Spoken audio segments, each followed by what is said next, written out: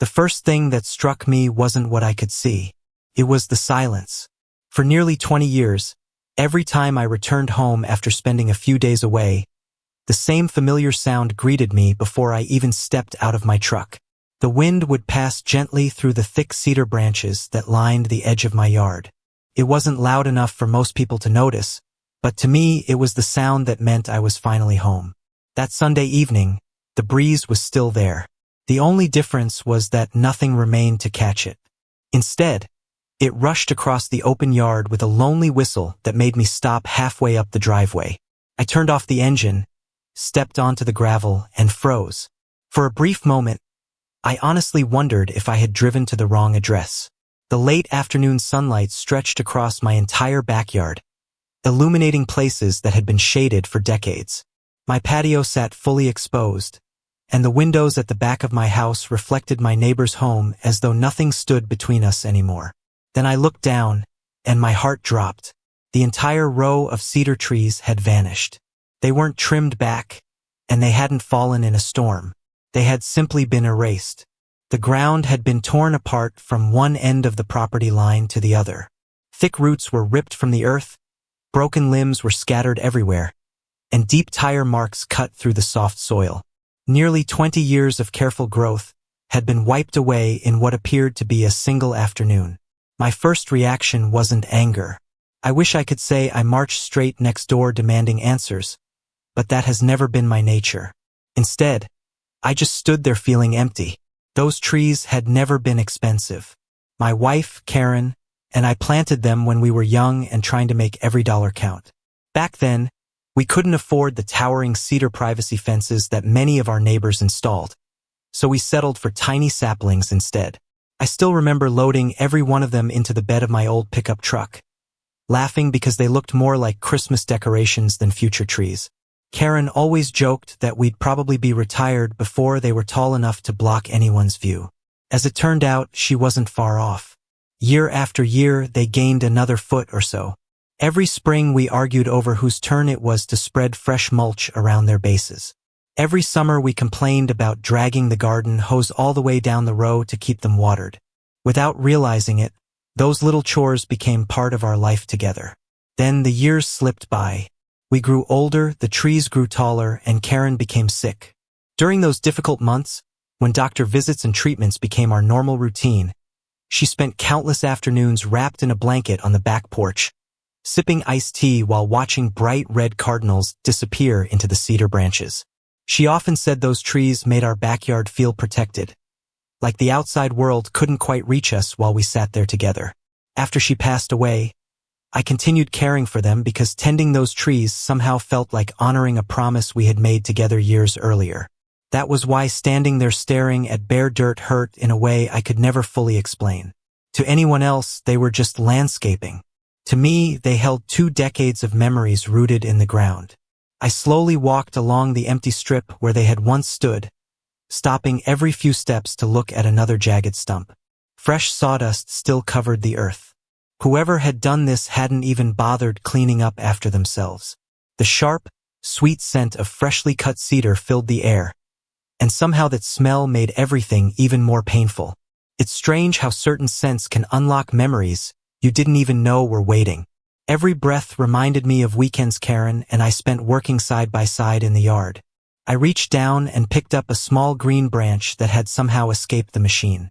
I held it for a moment before dropping it back onto the pile. Keeping one branch wasn't going to change what had happened. Whatever took place here was far bigger than a single broken limb.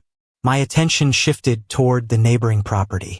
Parked beside their garage was a compact track loader sitting on a rented trailer. Fresh mud clung to its tracks, and dirt was still packed into the corners of the bucket. That answered one question immediately. This wasn't the work of a utility crew or a city contractor. Someone had rented that machine intentionally. Someone had climbed into the driver's seat, lowered the bucket, and made the decision that my cedar trees no longer belonged there.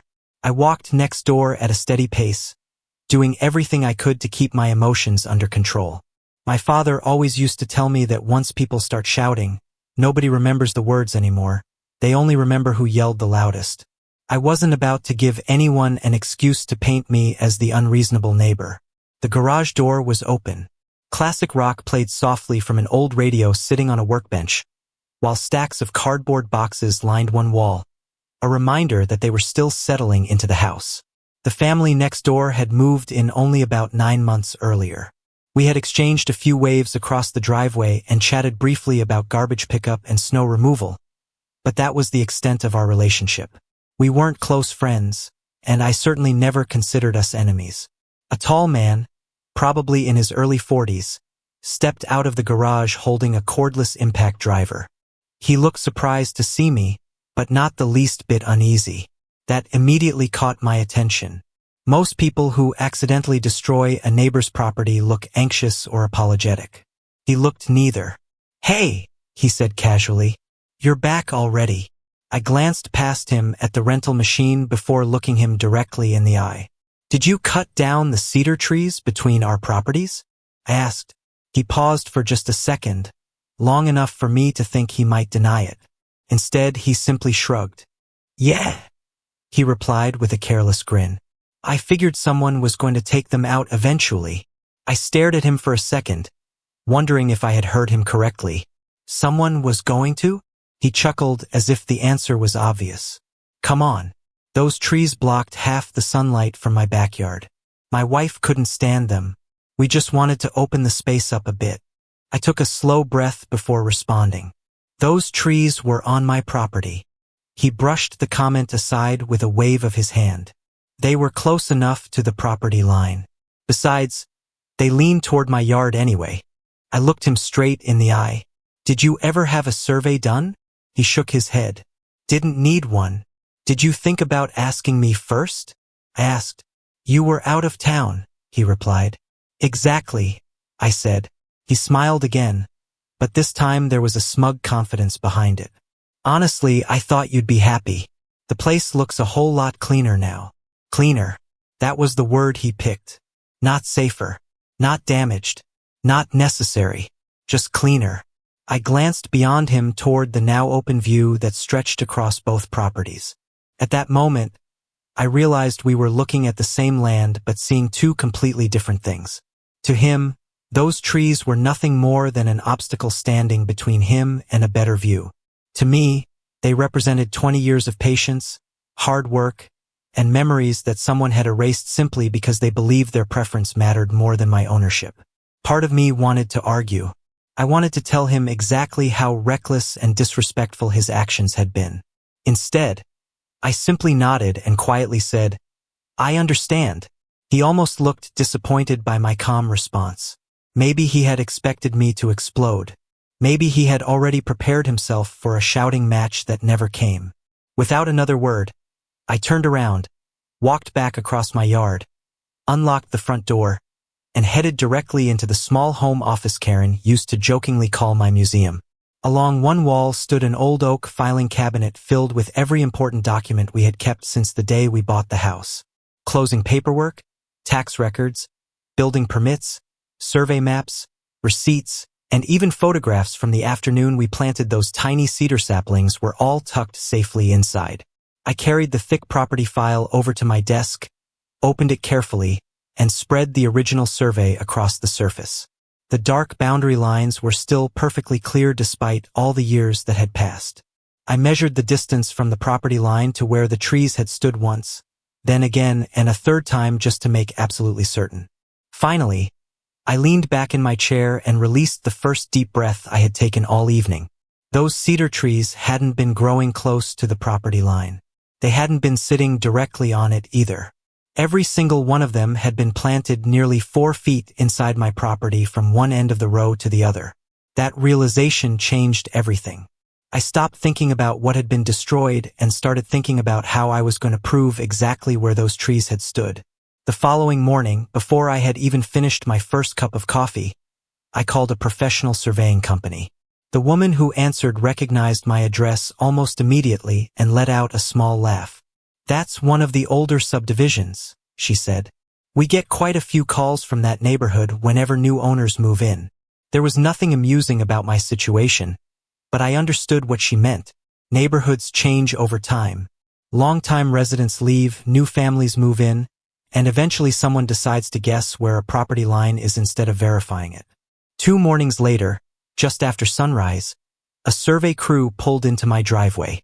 3 men stepped out carrying tripods, GPS equipment, and enough bright orange stakes to make my yard look like a construction zone before noon.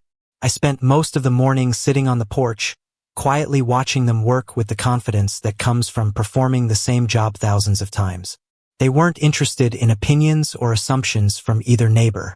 They cared about recorded deeds, buried property monuments, and measurements that had remained unchanged since the subdivision was first established. Around lunchtime, one of the surveyors waved me over. "You'll probably want to see this," he said. He pointed toward the first orange stake they had driven into the ground, then another and another after that. Once they stretched a string line between the markers, the truth became impossible to ignore. Every cedar tree had stood nearly 4 feet inside my property from beginning to end. There wasn't even the slightest doubt. Whoever removed them hadn't accidentally crossed the property line. They had crossed it by a significant distance. Almost as if the timing had been planned, the front door next door opened and my neighbor, Derek Lawson, stepped outside carrying a mug of coffee. His eyes moved from the bright orange stakes to the string line before settling on me. "What's going on here?" he asked. Before I could answer, one of the surveyors spoke up. "Official boundary verification."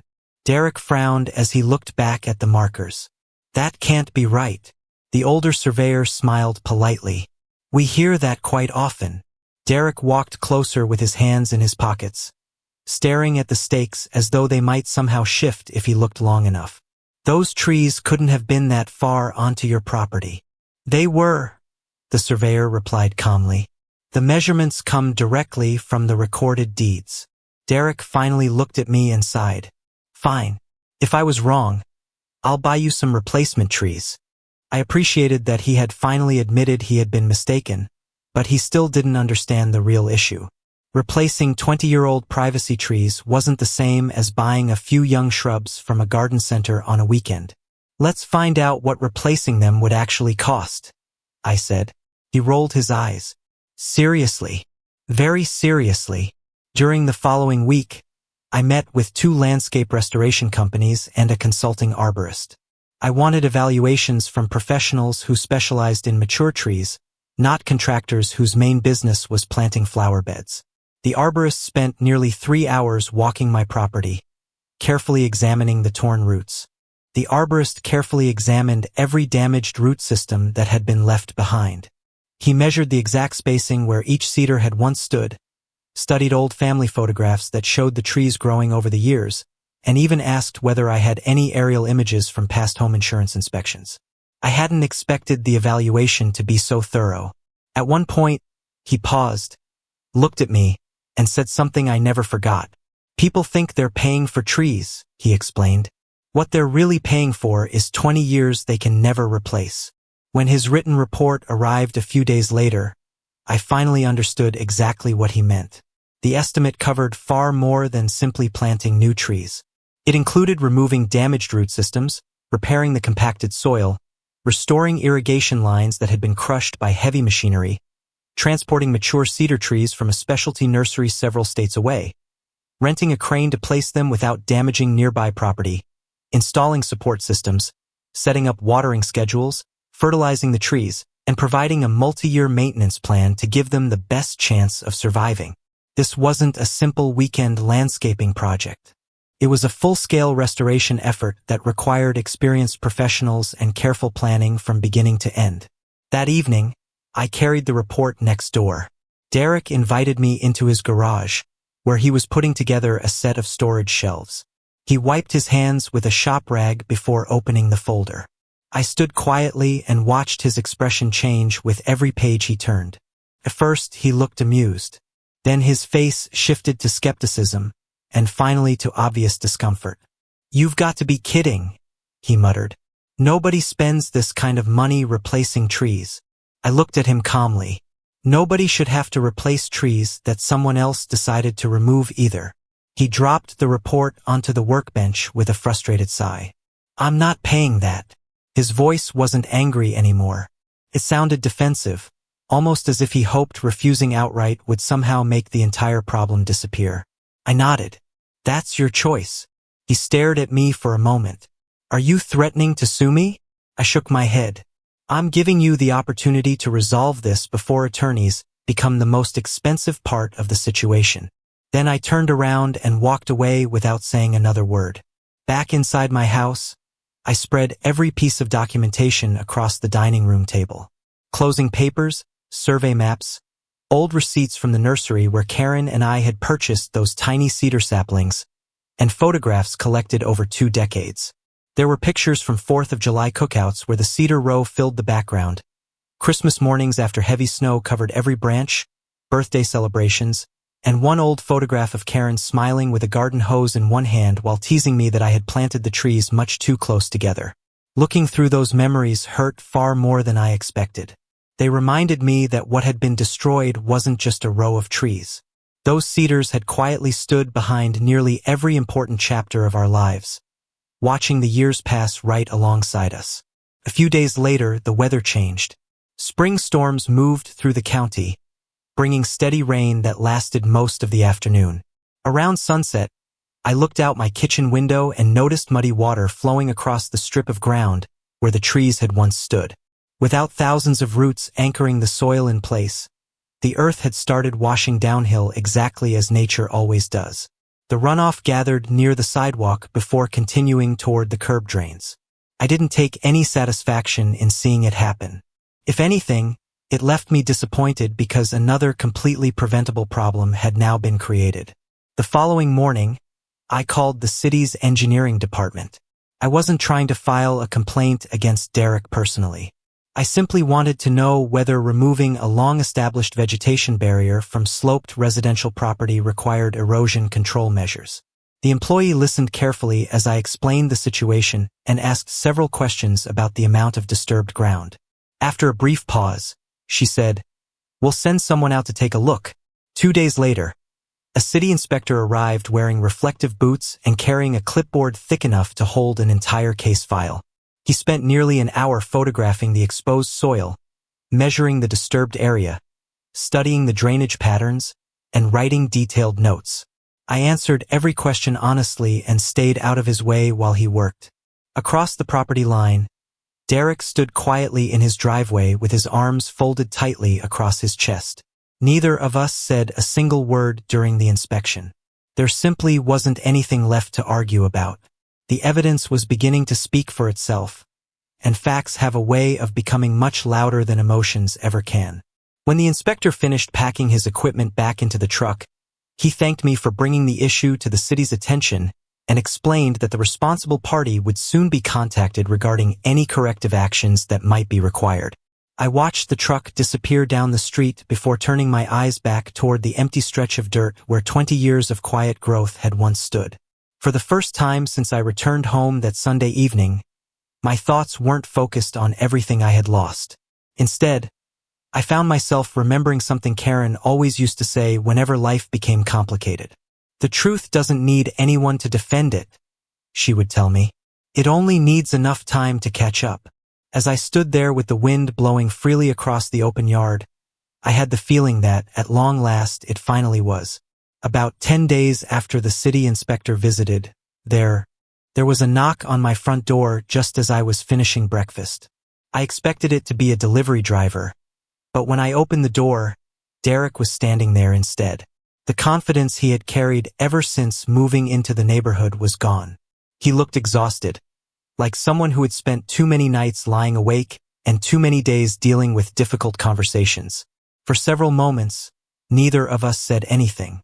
Finally, he raised a folder in one hand and let out a slow sigh. "My attorney told me I should have spoken with you before I ever rented that machine." I stepped aside and invited him to sit on the porch.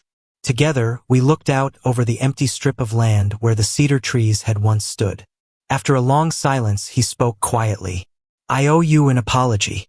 Not because anyone told me I had to, but because I finally understand what I destroyed." He admitted that when his family bought the house, they imagined opening up the backyard to let in more sunlight, create more space for their children to play, and enjoy a better view of the woods beyond our properties. Somewhere along the way, he convinced himself that wanting something badly enough gave him the right to act first and worry about the consequences later. Didn't. We sat there talking for nearly an hour, far longer than we had spoken during the entire year he had lived next door. There were no raised voices, no threats, and no dramatic arguments. Just two neighbors discussing a mistake that had become much more costly than either of us had ever imagined. By the time our conversation ended, we had reached an agreement without ever setting foot inside a courtroom. Derek accepted responsibility for covering the full cost of restoring the privacy barrier. That included replacing the mature cedar trees, repairing and rebuilding the damaged soil, restoring the irrigation system that had been crushed during the removal, and paying for several years of professional maintenance to ensure the new trees had the best possible chance of surviving. About a month later, our quiet street looked more like a construction site than a peaceful suburban neighborhood. Flatbed trucks arrived shortly after sunrise carrying massive cedar trees wrapped carefully in burlap. A crane operator lifted each tree into position with remarkable precision, while crews on the ground guided every root ball into place one at a time. Neighbors gathered along the sidewalks holding coffee cups, pretending they weren't watching while paying attention to every move the workers made. Some eventually wandered over to ask questions about the project. What surprised me most was how the conversation had changed. Nobody cared anymore about which yard had the better view. Instead, people talked about respecting property lines, honoring boundaries, and how quickly a simple mistake can grow into a much bigger problem when pride gets in the way. By sunset, a fresh row of cedar trees once again stretched across the edge of my property. They weren't the same trees Karen and I had planted decades earlier, and they never could be. Those originals had quietly witnessed birthdays, anniversaries, peaceful evenings on the porch, and the hardest season of my life when I lost the woman who helped turn that house into a home. No amount of money could ever replace those memories. As I stood there in the fading evening light, listening to the wind finally rustle through fresh cedar branches once again, I realized something I hadn't expected. Closure doesn't always come from replacing what was taken away. Sometimes it comes from knowing you defended what mattered without becoming the kind of person who leaves even more damage behind. Before the work crews packed up for the day, Derek walked over carrying a small envelope. Inside was a handwritten note. It wasn't drafted by an attorney, and it wasn't part of our settlement agreement. It simply read, "I confused convenience with permission. I'm sorry." I folded the note carefully and placed it inside the same property file that still held Karen's handwritten notes from the day we bought the house. For the first time in weeks, I found myself smiling. As strange as it may sound, that simple piece of paper reminded me that people can make terrible decisions without being terrible people, as long as they're willing to accept responsibility when the truth finally catches up with them. These days, whenever I sit on the back porch with a cup of coffee, the new cedar trees are beginning to sway in the breeze much like the old ones once did. It will be years before they truly feel like they belong there, but I've made peace with that. Some things worth having simply take time to grow. If this experience taught me anything, it's that property boundaries are about far more than lines drawn on a survey map. They represent promises we make to respect one another, even when nobody else is around to see it. The moment those boundaries are crossed without permission, the cost is often far greater than anyone expects. Now I'd like to hear your thoughts. If you had been in my position, would you have accepted the settlement and moved on, or would you have taken the matter all the way to court? And if you were in Derek's place, what would you have done differently before making a decision that changed the lives of two neighbors? Share your opinion in the comments below because some of the most meaningful conversations begin after the story ends. If you enjoyed this story, be sure to like the video, subscribe to the channel, and share it with someone who believes good neighbors are built on respect, because sometimes respect is stronger than any fence ever could be.